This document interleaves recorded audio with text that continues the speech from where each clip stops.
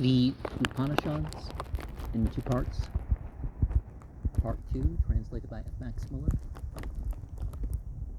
Katha Upanishad, second Adhyaya, fourth valley. Because there were 3 in the first, but we're not numbering separate per Adhyaya. Death said, the self-existent perceive the openings of the senses, so that they turn forward. Therefore a man looks forward, not backward, into himself. Some wise man, however, with his eyes closed and wishing for immortality, saw the self behind.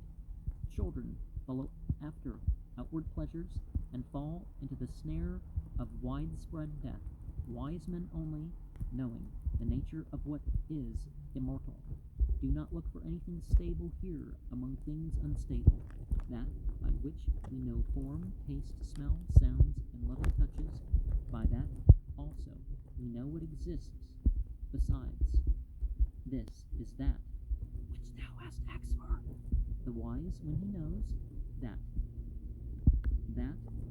by which he perceives all objects in sleep or in waking is a great on the present self, grieves no more. He who knows this living soul, which eats honey, perceives objects as being the self always near, the Lord of the past and the future, henceforward fears no more. This is that he who knows him who is born first from the brooding heat, for he was born before the water, who, entering into the heart, abides therein, and was perceived from the elements. This is that. He who knows Aditya also, who is one with all entities, who arises with Brahma, breath, or Aranyagarbha, who entering into the heart, abides therein, and was born from the elements. This is that. There is Agni, fire, the all-seeing hidden in the 2 fire sticks, well guarded like a child, and woven by the mother day after day, and adorned by men when they await and bring oblations. This is that.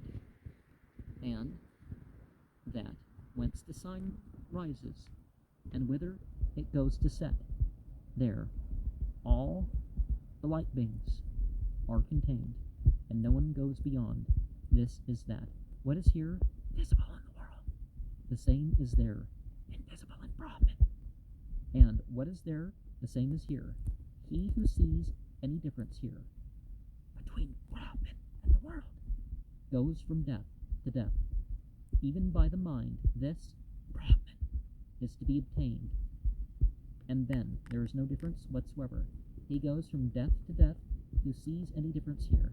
The person, Purusha, of the size of a thumb, stands in the middle of the self, body, as Lord of the past and the future, and henceforward fears no more. This is that. And that person of the size of a thumb is like a light without smoke, Lord of the past and the future. He is the same today and tomorrow. This is that.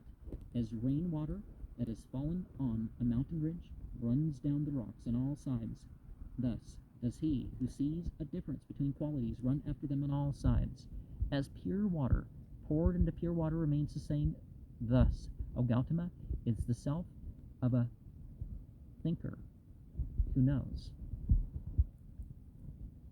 that, all these things are modes. People say, oh, the fire is God. Well, but the fire is a power of something else.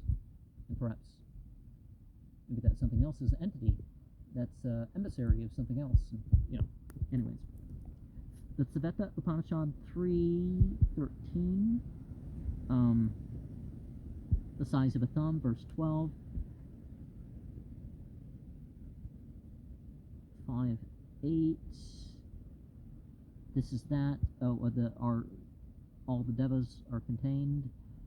Verse 9, the Srishtikrama, the brooding heat, mentioned in verse 6. The first manifestation of Brahman, commonly called Haranyagarbha, which springs from the tapas of Brahman. Afterwards, only water and the rest of the elements become manifested. The text of these verses is abrupt, possibly corrupt.